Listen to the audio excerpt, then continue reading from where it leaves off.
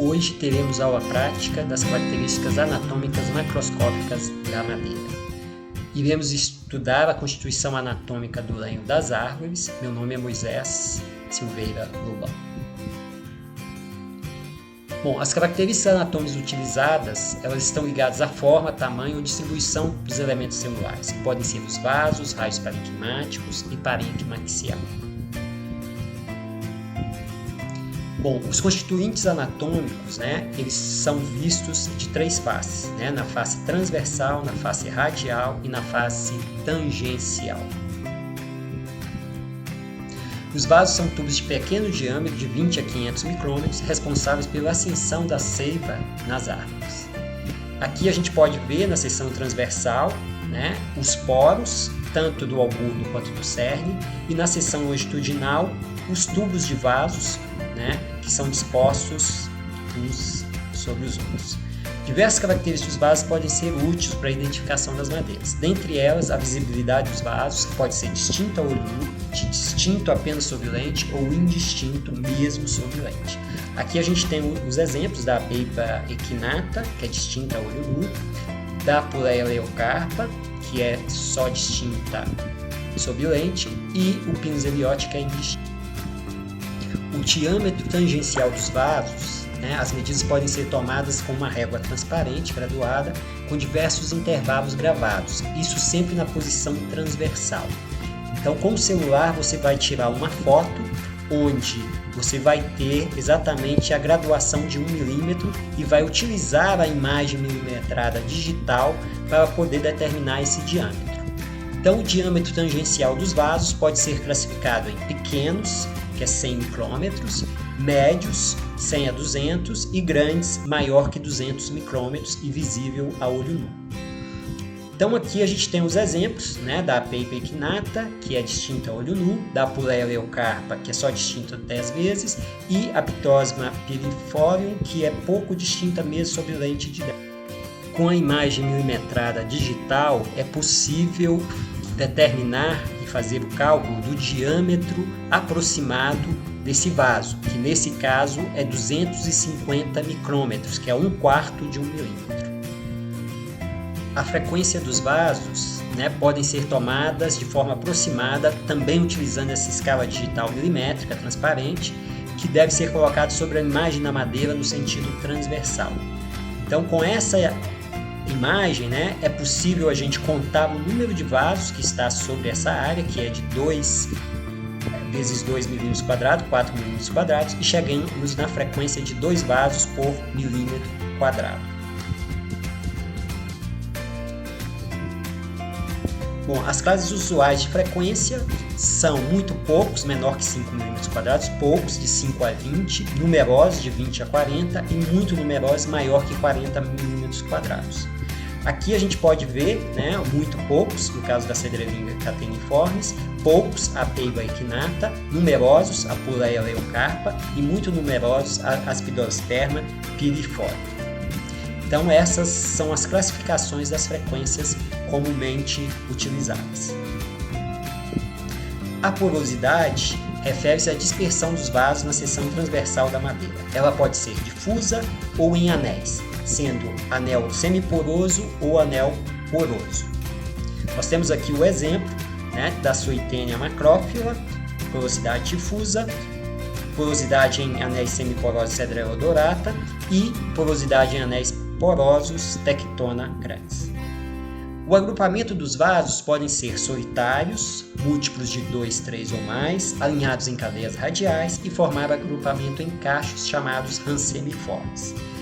Então nós temos aqui os exemplos deles: solitário A, múltiplos ou mistos B, radiais C e rancemiformes D. E aqui o agrupamento dos vasos, a gente já disse, solitários, a jacareúba, múltiplos ou mistos, o mogno, radiais, a itaúba, e rancemiformes, o pau preto. O arranjo dos vasos são distribuições especiais dos vasos que configuram desenhos característicos. Então ele pode ser tangencial, diagonal ou radial, ou dendrítico. Nós podemos ver aqui solitários, Califórnia brasiliense, tangencial, Rhopala brasiliensis, a radial, a Schaefflera morototone, e dendrítico Auxema onconcalis. A obstrução dos vasos também podem ser desobstruídos, vasos sem conteúdo, vasos obstruídos por inclusões, e essas podem ter colorações amarelas, brancas e castanhas. Além disso, podem ser obstruídos por tilos, que são vasos na região do cerne, obstruídos por paredes das células do seu interior. Apresentam coloração clara e brilho característico. Aqui a gente tem a Amburana acriana, que tem inclusão de cor branca, a Tabebuia umbellata, que tem a inclusão de cor amarela, e a Cariocar gravum tem a presença de tilose. Já o parênquima axial, quando presente, pode assumir diversas configurações distintas, o que permite sua classificação conforme o desenho formado. O tipo de parênquima axial é uma característica essencial para a identificação de madeiras que pode, por si só, assegurar a que a família botânica a espécie pertence. O parênquima axial deve ser observado sempre em corte transversal e aparece geralmente como uma coloração mais clara que o tecido das fibras. Aqui a gente pode observar o parênquima radial, o parênquima axial, que é a parte mais clara, e as fibras, que é a parte mais escura. Aqui um exemplo da Rhopala brasiliensis. O parênquima é dito indistinto quando não é possível visualizá-lo com lupa de 10 vezes de aumento.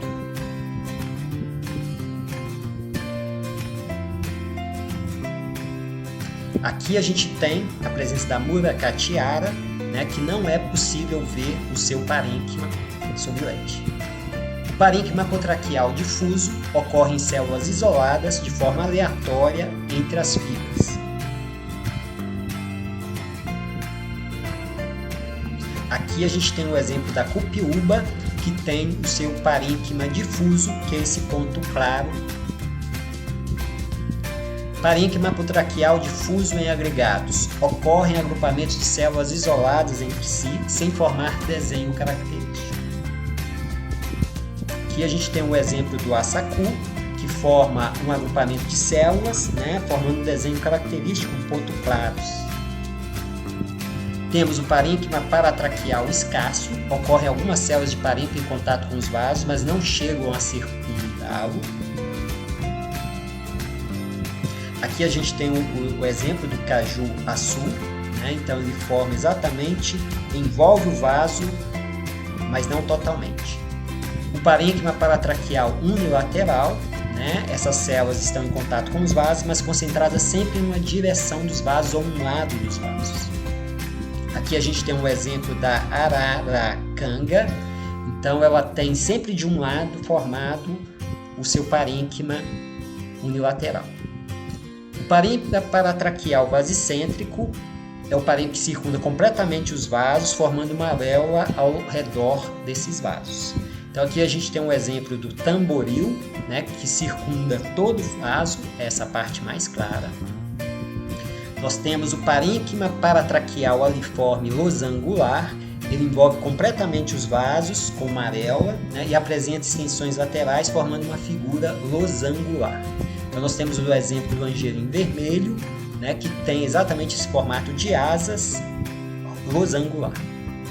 Parênquima paratraquial aliforme de extensão linear.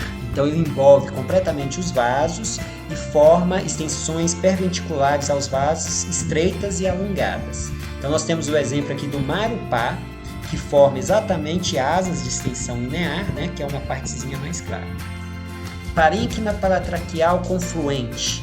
Ele envolve 2 ou mais vasos e podem ser derivados do tipo vasicêntrico ou aliforme.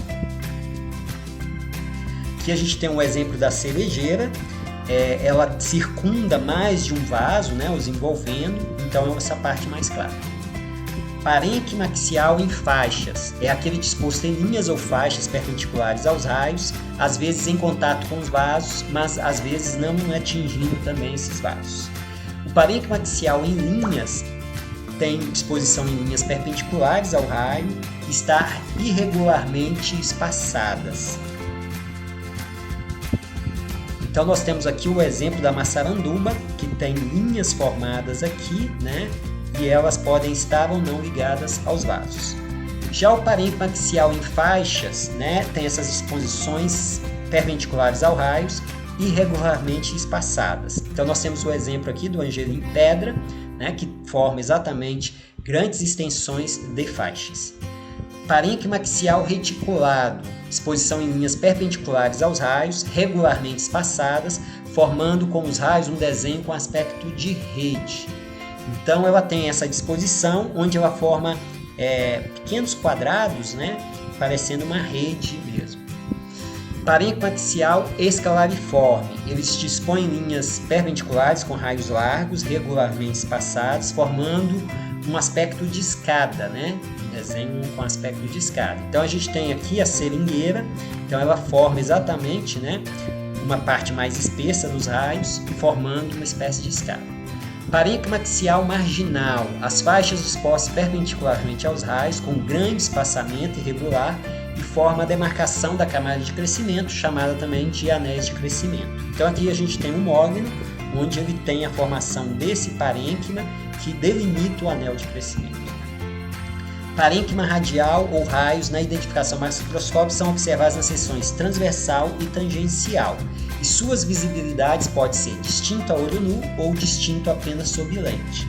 Aqui a gente tem um exemplo da Pitosperma polineuro, que é visível somente sob lente, e a Rhopala brasiliensis, que é visível a olho nu.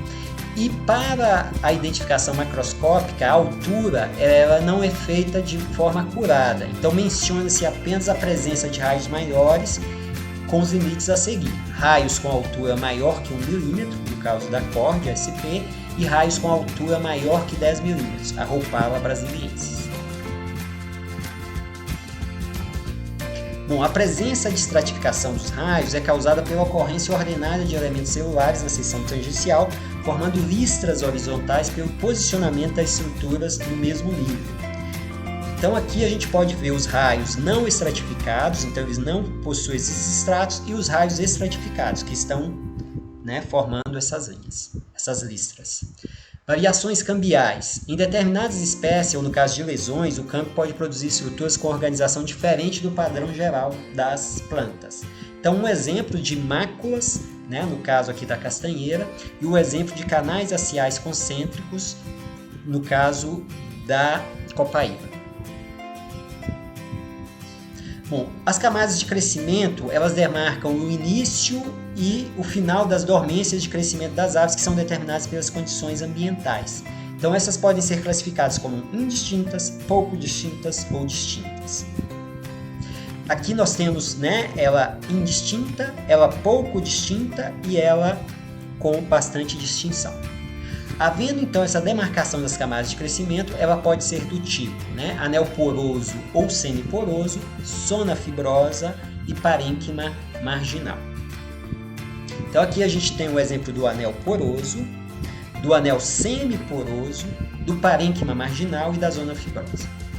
Aqui a gente tem as bibliografias consultadas para fazer esse vídeo. Então, muito obrigado.